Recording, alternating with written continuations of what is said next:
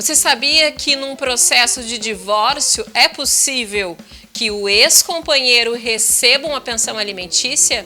Esse é o nosso bate-papo com a doutora Saloaneme da Silva no Falando Direito.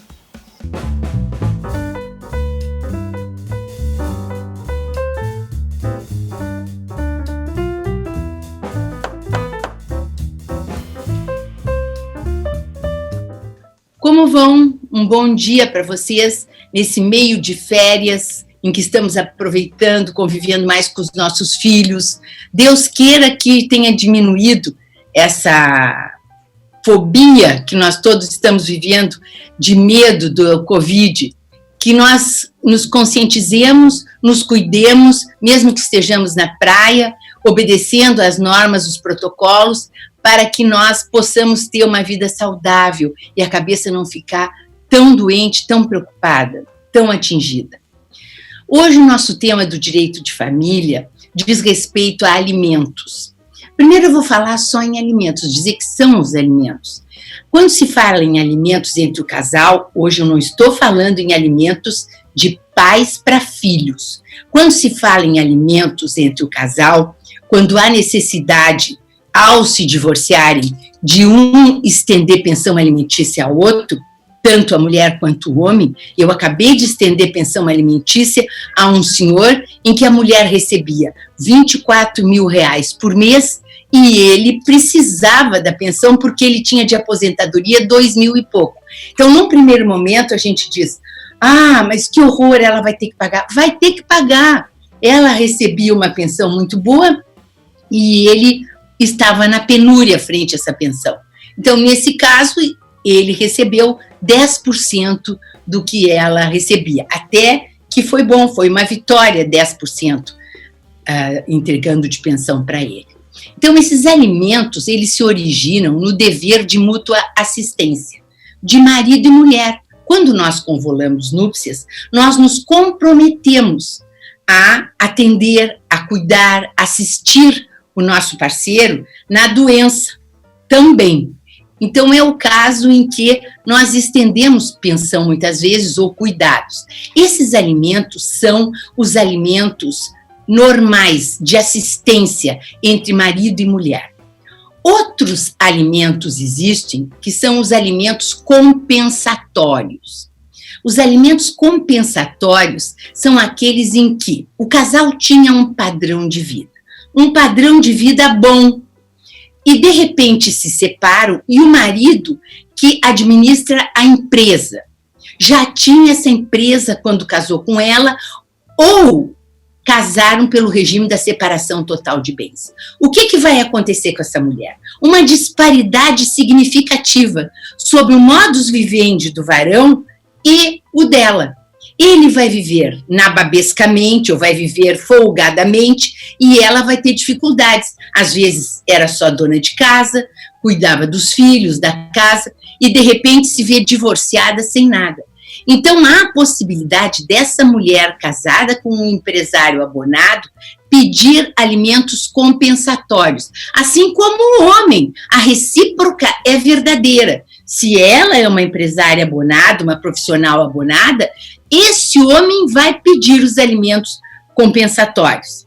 Geralmente isso acontece quando o casamento é em separação de bens, como eu falei. Por quê? Porque quando se faz um pacto antinupcial, nós deixamos estipulado ali qual é o regime de bens que vai reger o nosso casamento.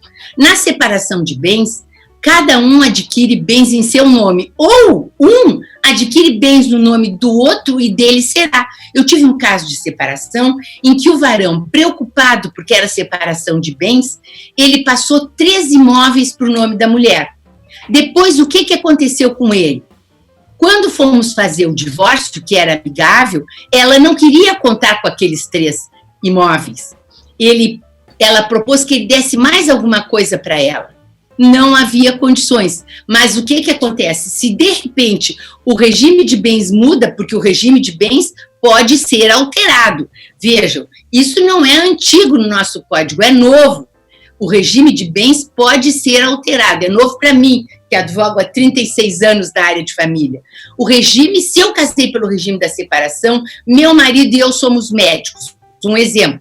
Ele pode trabalhar o dia inteiro, consultório, hospital, de noite, e ela não pode, porque ela tem que ficar com os filhos uma parte do dia. Não dá para deixar só em mão de babá o dia inteiro. Então, de noite vai estar com os filhos, às vezes meio turno com os filhos. O que acontece? Ela vai ficar mais tempo com os filhos e menos trabalhando. Quem é que vai se privilegiar tendo uma receita maior? O marido. É justo? Isso é uma partilha equânime? Então, muitos casais que já fizeram a alteração do regime de bens do casamento justamente para que isso não aconteça. Vamos transformar o nosso regime de separação total em regime de comunhão parcial, onde aquilo que um ou outro adquirir durante o casamento, no final desse casamento, vai ser dividido equanimemente, se chegarem ao divórcio. Então, isso é muito importante. Nos alimentos compensatórios, nós temos que atentar para isso. Esse valor que nos vai ser dado pode aparecer a título de pensão de alimentos compensatórios, ou pode aparecer também a título de um valor. Eu te dou um apartamento, tu não tens bens, estás numa situação difícil, ou até tens algum bem, mas não se compara ao modus vivendi de quando nós estávamos casados, eu vou te dar um valor fixo, ou vou te dar um bem, ou vou te dar tantos R$1.000 para que tu suportes a vida até te colocares profissionalmente. Isso tudo é possível. Para quem casa pelo regime da separação de bens, que está muito moderno, tem que atentar para o seguinte, olha o segredinho. Quem casa pelo regime da separação de bens tem que dividir a manutenção da casa com o cônjuge. Quer dizer, eu caso com separação de bens, ele paga despesas e eu pago também. Mas aí pode chegar aquele momento em que ele tem condições e eu não tenho de pagar. Então, eu vou ensinar para vocês o que tem que fazer.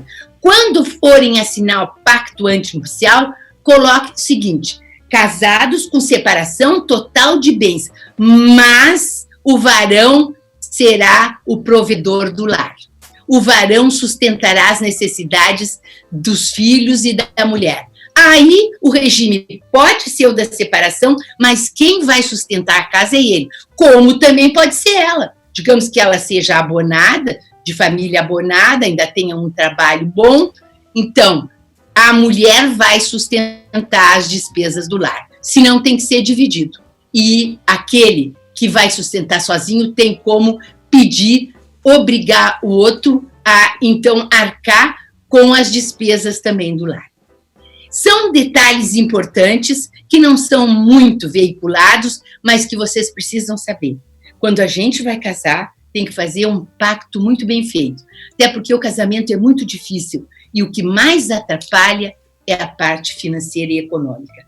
Podem ter certeza disso que eu estou falando. Um abraço a todos vocês e até a próxima oportunidade, quando voltaremos a falar em direito de família.